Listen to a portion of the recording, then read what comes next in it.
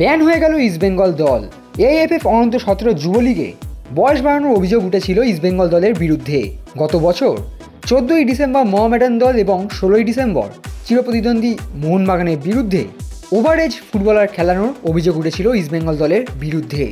সেই খবর সর্বপ্রথম জানানো হয়েছিল এক্সট্রা টাইমের তরফে, যদিও তখনও কোনো সিদ্ধান্ত নেওয়া হয়নি।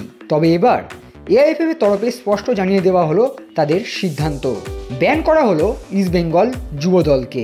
খবর অনুযায়ী 2023-24 এআইএফএফ অনূর্ধ্ব-17 যুবলীগের জন্য ইস্টবেঙ্গল দলে রেজিস্টার করা হয়েছিল একজন অনূর্ধ্ব-17 থেকে অধিক বয়সের ফুটবলারকে।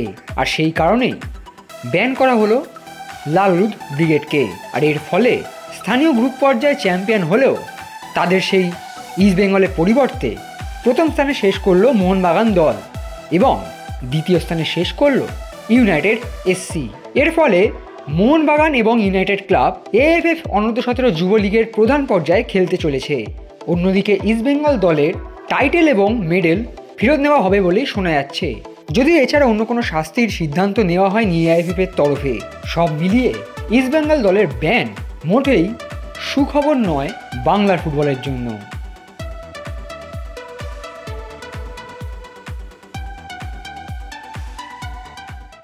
Extra time.